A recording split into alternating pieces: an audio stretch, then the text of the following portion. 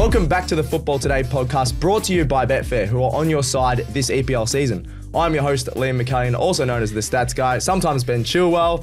As always, I'm joined by Marcus Bazzano. How you going, Marcus? I'm going very good. You love that Ben Chilwell reference. Yeah, I think he's a very good-looking man. I wish he could get out in the park a bit more for my beloved Blues. He did get added to the squad, if you saw. Oh, did he? He got re-added back to the squad because they couldn't get rid of him. That's a promising sign. And Chelsea won over the weekend, so you're up and about? I'm happy so far. Yeah, so far, yeah. It wasn't that convincing. It wasn't very convincing, but look, Jadon Sancho's assist on debut was kind of clean because Manchester United supporters just got very salty. Yeah, he didn't do much at all for Man U, so I'm happy he's contributing already for Chelsea.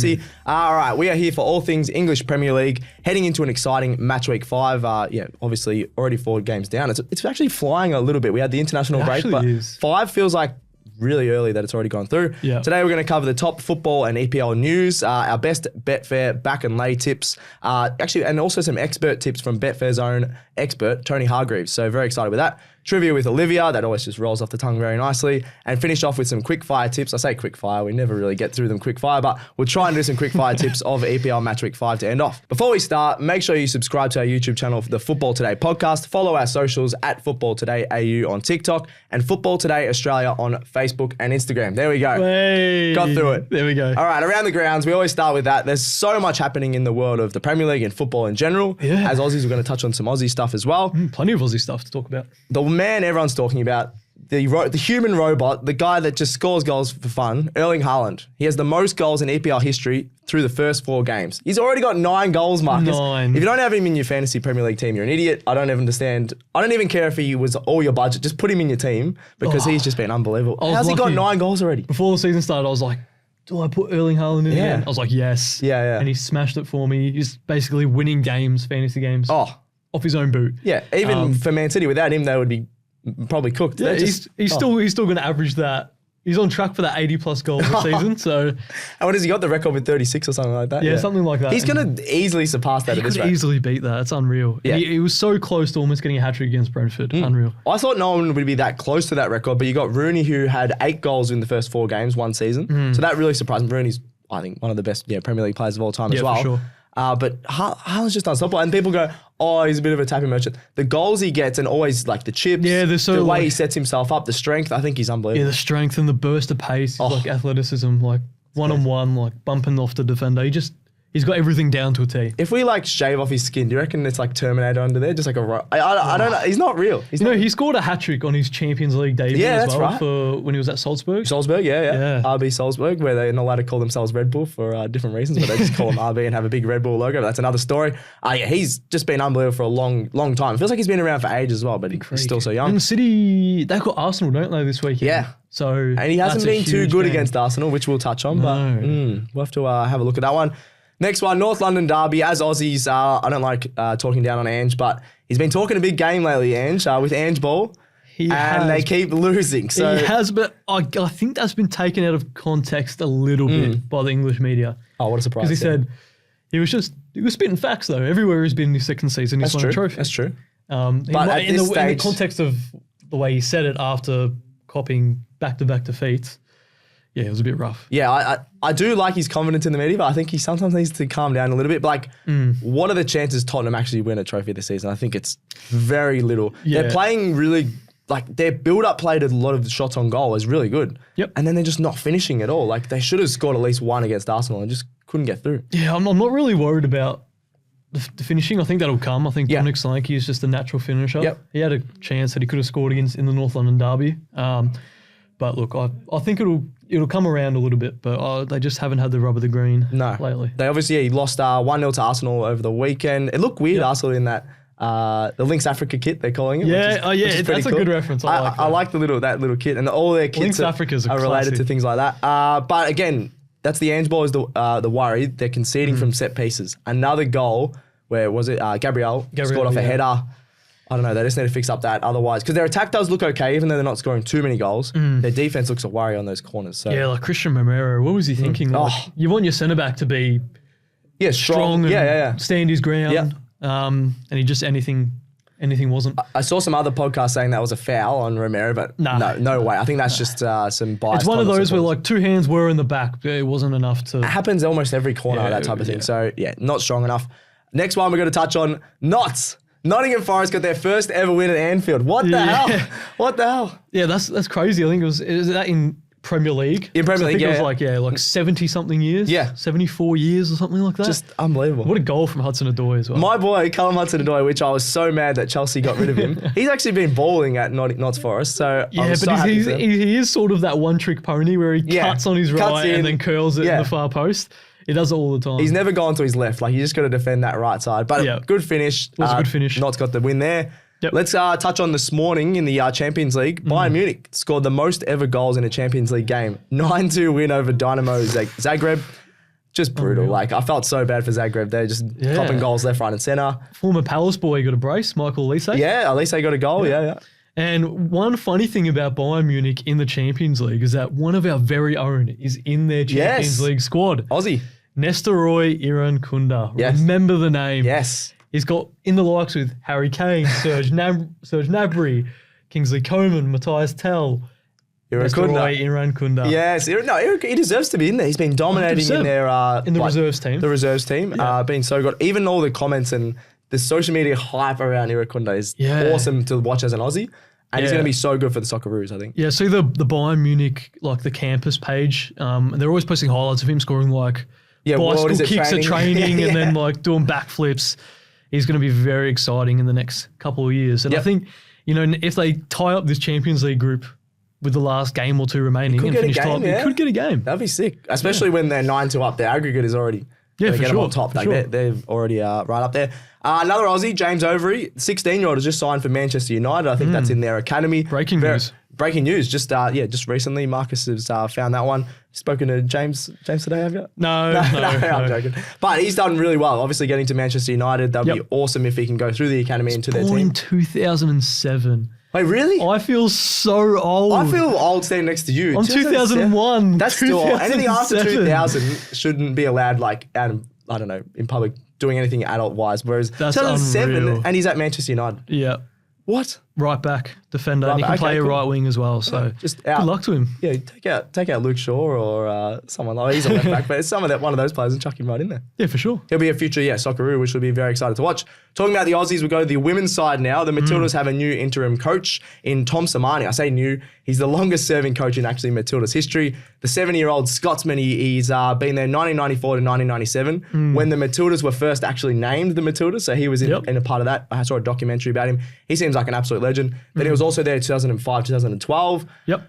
I know that he's a legend, but it's just funny. The interim coach there is like, we probably don't have anyone at the moment. Tom, just come back. He's left his duties at Western Sydney Wanderers just to do this interim coach. I don't mind it because it's just interim. Yep. But it seems weird to go that far back. Yeah. He did manage. It was an assistant at the Canada women's side. Yeah, and the New Zealand women's side. He was the main head coach as well. So he's got some international experience behind him. So hopefully he can play an attractive brand of football because the amount of quality players that we have in the Matildas, especially in the attacking third, is unmatched, almost unmatched compared to everyone else. Yeah, he's going to be so good. I think just for Australia's team, obviously everyone calls them Matildas that, and he knows the vibe already. Knows the vibe. I think he actually knows a lot of the staff and players already. So that's just great, and I think that's perfect for an interim coach. Thought it will put us back on track with new coach, and then I'm just very intrigued who the next coach is going to be there. A lot of people are calling for a women's coach. I think that's not a bad shout. The Juventus women's manager is Australian. I can't remember his name off the top of my head, but he's obviously a very good manager. So there we go. Maybe, hopefully. Maybe. Let's get into our best back or lay bets for EPL Matchweek 5, thanks to Betfair, the only place to back and lay bet in the EPL. Last week, we didn't go too badly, 4 from 7. I let you down a little bit. You got your bag and you got 3 or 4. I was pretty happy. So you're 1 of 3, I think. Not bad. I tipped a tough one. I tipped a draw. Yeah. Which I love. But I've gone pretty easy with my back tip this week. I don't mind that. Yeah. Yep. So, we went okay, but we're going to bring in the expert. The Betfair expert tips from Tony Hargreaves. He knows what he's doing. You can check that out on betfair.com.au/. You go on the Betfair Hub. Betfair Hub as well. You can Google that. So check out Tony Hargreaves' tips on there and a bit more of a breakdown than what we're going to give here as well. So check out the website. So we'll start off with Tony's tips. He's going to back over 2.5 goals at $1.90 for Leicester versus Everton. I really don't mind that. Everton have conceded at least 3 goals a game this season. Yep. They've led 2-0 in the last 2 games. and lost. And lost 3-2. So it doesn't even matter if they win or lose this game. You just want the over 2.5, which I think is a really good bet. And the Foxes have scored in every game this season. So Leicester can get on the scoreboard. Vardy's still scoring. Mavadidi, who I talked up earlier in the season, he scored last game. Yep. So yeah, over 2 goals at $1.90 for a back bet. I don't mind that. What do you reckon? I think Leicester scored goals in the cup game as well not long ago. So yes, they did. Yeah, they've got goals in them. So no, I like that. And Everton have conceded 3 goals every game is what. Yeah, that's just 13 goals in 4 games. That is that's just crazy. When you compare Arsenal have conceded 1. Remember, how many goals did Sheffield concede last season? Because didn't they break the record? It was over 100. It was over 100. Yeah, can Everton? That was their goal. Yeah, Was that their goal difference or the? No, I think that was the goals conceded. Yeah. Yeah. So maybe Everton could concede like 150. They're on track. No, I don't know about that one. Another back bet for Tony Hargreaves in this one, the expert. A draw at $4 for Brighton versus Notts Forest. So both teams are surprisingly tight on points. Everyone's talking about Brighton. But Notts have also got 2 wins and 2 draws, so they're exactly the same points. Brighton have only won 2 of their last 7 home wins, Tony points out. I actually don't mind this. Everyone's talking about Brighton. Notts have started really well, so a draw at $4 is good value. Quietly going about it. Like they've played Newcastle and Liverpool and only dropped 2 points. Yeah. When they drew to Newcastle. They've actually done really well, Notts. So I wouldn't even be surprised if Notts can get a win, but they'd have to have a bit of luck at the Amex. I think so, yeah. So draw is a really good bet. Yeah, Brighton will be the better side, be the team to beat, but Forest have shown that they can grab some points. Yeah, don't mind that. All right, so that's the Betfair Expert Tips back bets. You got some bets to lay over here, Marcus? Sure do. He's going to lay Southampton at $2.30 in their matchup against Ipswich Town. I don't mind this. 2 newly promoted sides.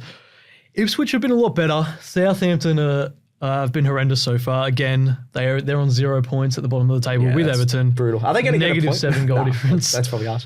But the Saints have lost all 4 games. They've only scored a goal.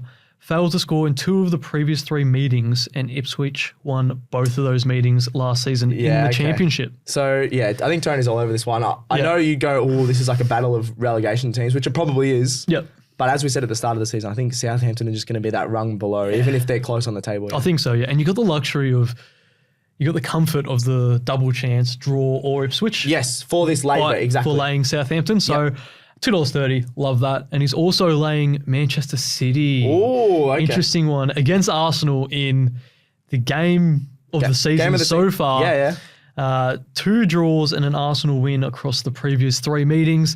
Arsenal have a clean sheet in 9 of their last 10 away games. Okay. And City have conceded at least a goal in their last 6 This is a risky one from Tony, but I don't mind it because $1.85 is good value. I think he's sort of going for the draw here. But look, Manchester City at home at the Etihad with Haaland on fire. I think it just comes down to Haaland versus Saliba and Gabriel. Yep. Yeah, if Haaland can break through, then obviously you'd be back in Manchester City. But he hasn't had a good record against Arsenal, which I'm going to touch on later as well. So I don't mind that lay bet. So you're going for the draw Arsenal, and I think, in his thing you can check out Tony Hargreaves' expert tips on Betfair Hub. He does say he's leaning towards the draw. Yep. But playing a little bit safer, he's going to just go Manchester City at $1.85 to lay that. Yeah, so I don't mind that. Interesting. All right, that's the expert tips on Betfair. Let's have our own. We'll call ourselves winning tips. We're our own experts on this show. We can say whatever we want. We'll go with you. What are you backing this week, Marcus? Look, I'm going for a short price one. I'm going to back both teams to score at $1.53. Okay. In the London derby between West Ham and our Chelsea. Yep. 3 of the last 4 meetings have seen both teams score. Okay. 3 of West Ham's 4 this season have seen both teams score.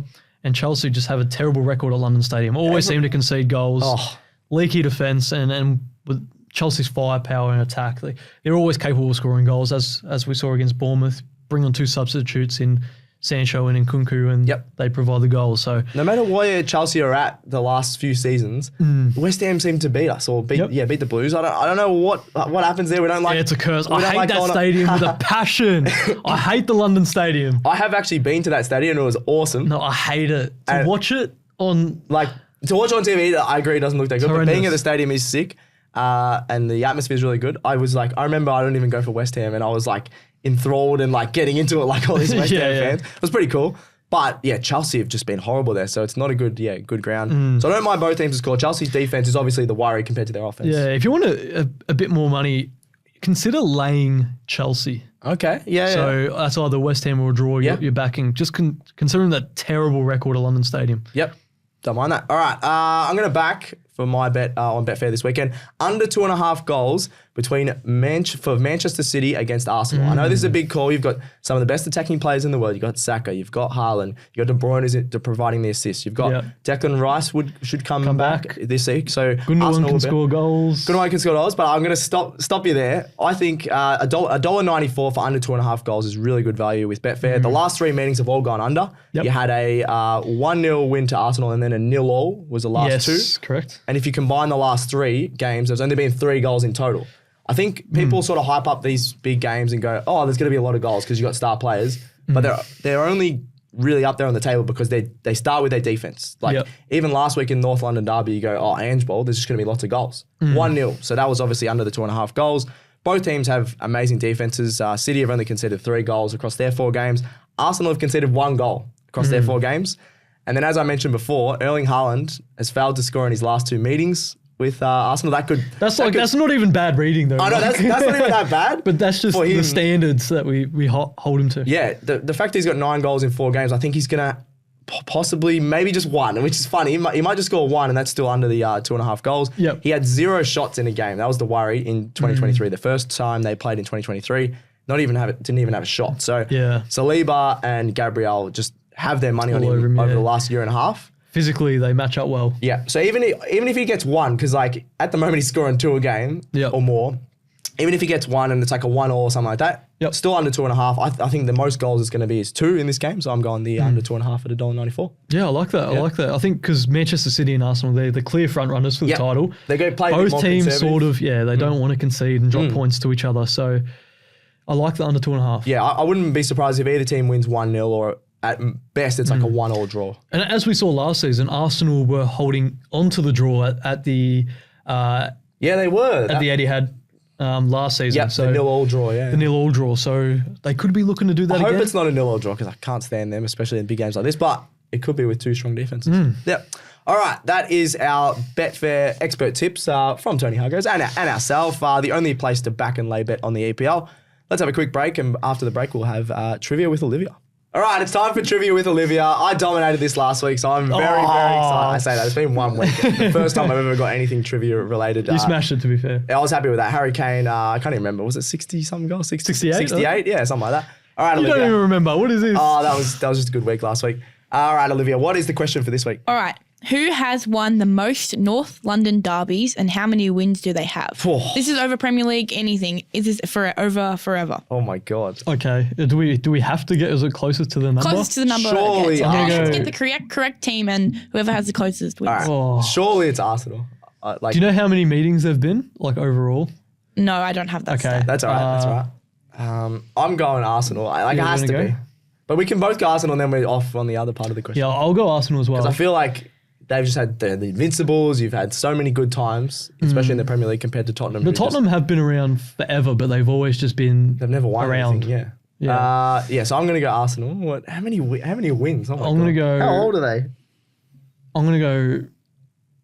Is it like 147 Arsenal wins. Do I go higher or lower? 147. I'll go 100. Oh, that's a lot though. How many years? They play twice. They play twice a year. Yeah. At least. I'm going cups. 175 wins for Arsenal. And Olivia's looking at us like we're crazy. I think it's below 100, isn't it? The answer is Arsenal with 82. Whoa, 82. Damn it. And Spurs with 61. Yeah. Okay. So there's actually been quite a few draws if you think about it. You win. It didn't really feel like a win. Oh, it doesn't feel like a win, but I'm on the board. You're on the board. 1-1. You've got a point in the season. Thanks, Olivia. There we go. Made us look a little bit dumb. But I swear, there's been... How long have these clubs been around for? And they've only played... A long, long time. But then I didn't think about a draw. Yeah, that was pretty dumb by me. They can't always be a win. So there you go. Thanks, Olivia. That was good fun. All right, let's just forget about that trivia because we stunk that up. But Quickfire Matchweek 4 predictions. I'm going to read out the game and then we'll both give a tip. All right, first one. As Chelsea fans, I'm a little bit worried about this one. West Ham versus Chelsea at London Stadium. Where are you leaning towards?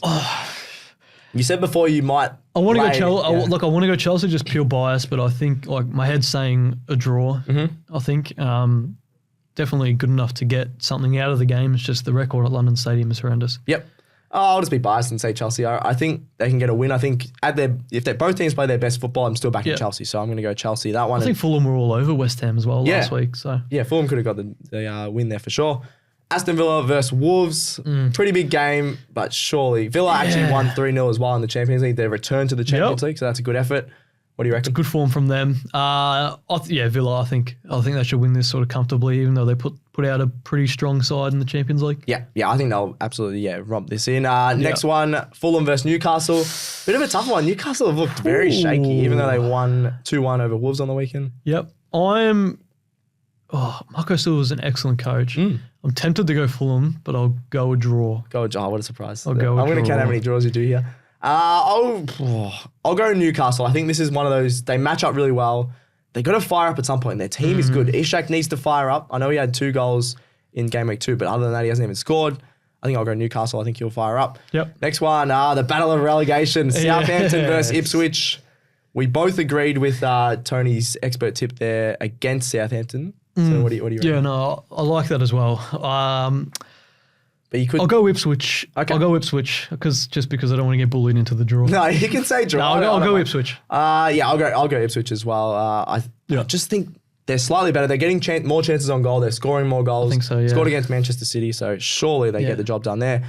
Next one, Tottenham versus Brentford. This is a weird. Brentford haven't been too bad. They haven't. But Tottenham at home. I think I'm going to go Big Ange to bounce back. Tottenham at home. Yeah, I reckon a big win for Tottenham. I think they're just going to break through those, get some goals and have a big win. So Tottenham for there. Big Ange will be getting into him behind the scenes. Yeah, he will. A bit yelling. He used to yell a lot at Celtic games, so you could hear him when you're sitting in the crowd. Yeah. Leicester City versus Everton is the next one. This is a tough one. Because Everton haven't been that bad. They've had 2 games in a row. They're up 2-0. And then they're the biggest choke artists. Yeah, that is true, but it is at the King Power. So draw.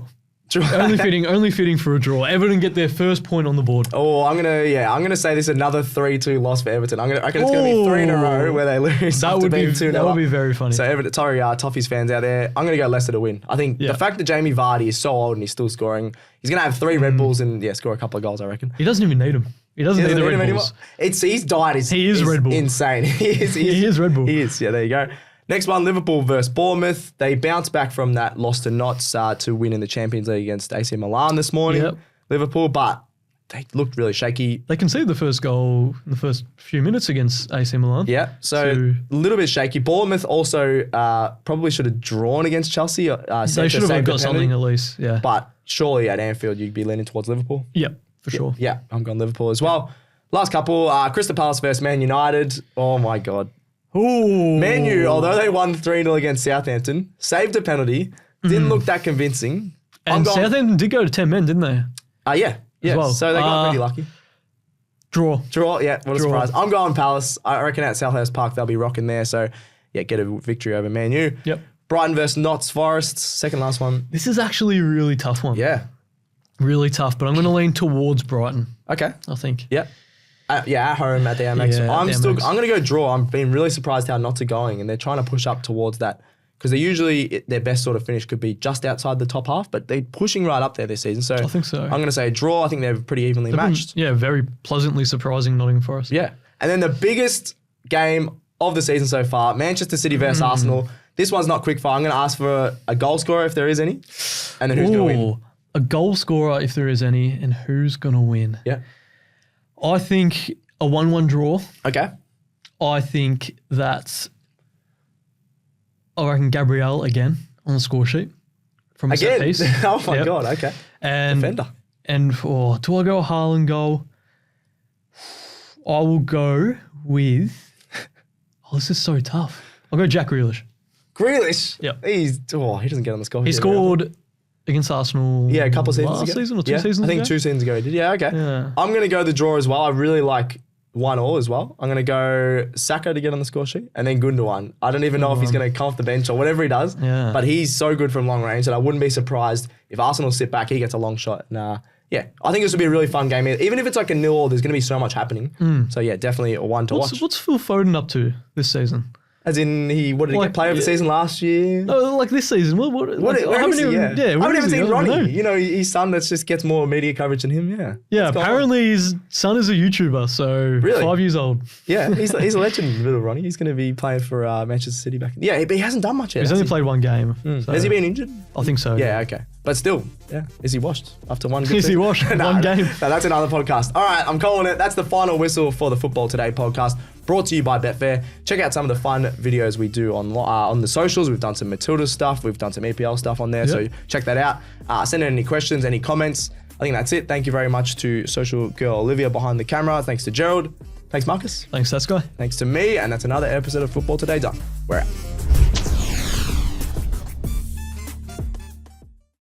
What are you really gambling with? For free and confidential support, call the number on the screen or visit the website.